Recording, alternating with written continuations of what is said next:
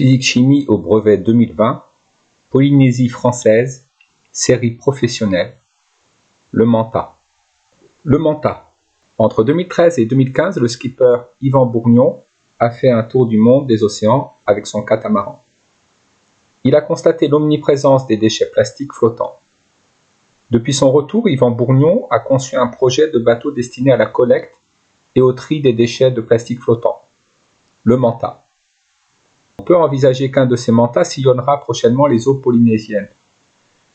L'objet des exercices proposés est d'étudier une partie du fonctionnement du manta.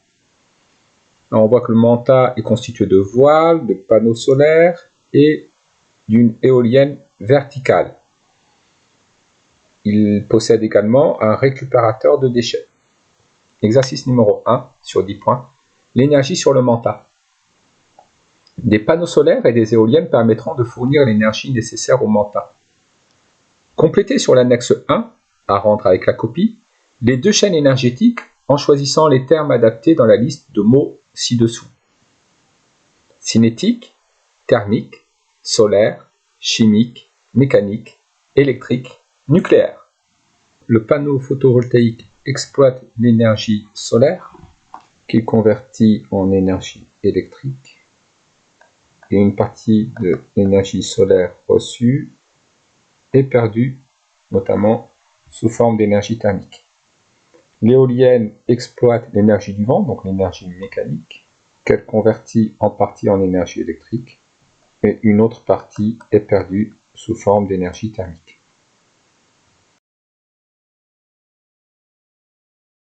Expliquez le terme énergie perdue figurant dans la partie droite des deux chaînes énergétiques.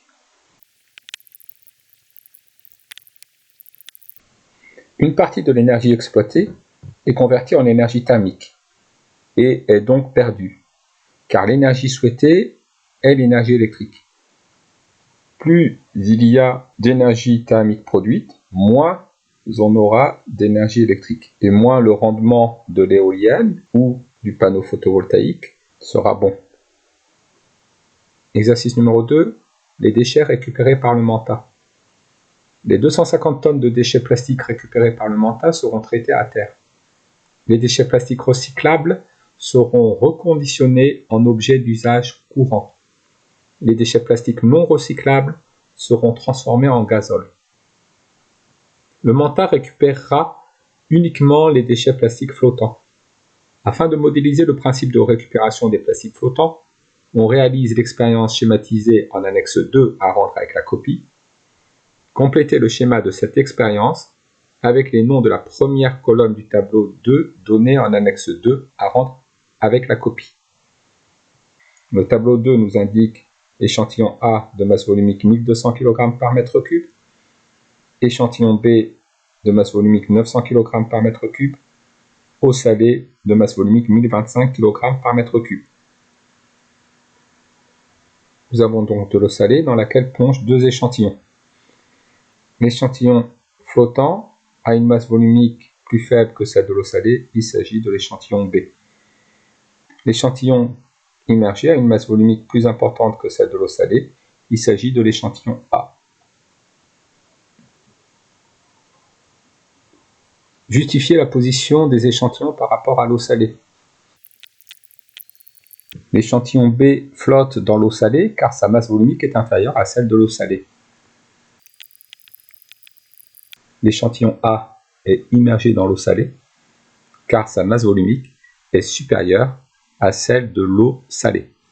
Parmi les matières plastiques présentes dans les eaux polynésiennes et recensées dans le tableau ci-dessous, indiquez celles qui seront récupérées par le manta.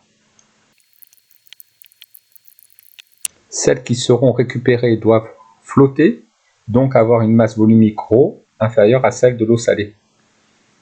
La masse volumique ρ des matières récupérées devra avoir une valeur inférieure à 1025 kg par mètre cube.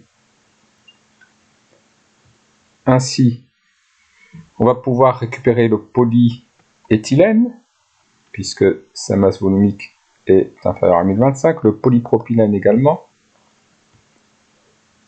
Nous allons pouvoir récupérer du polyéthylène et du polypropylène, car leur masse volumique est inférieure à celle de l'eau salée.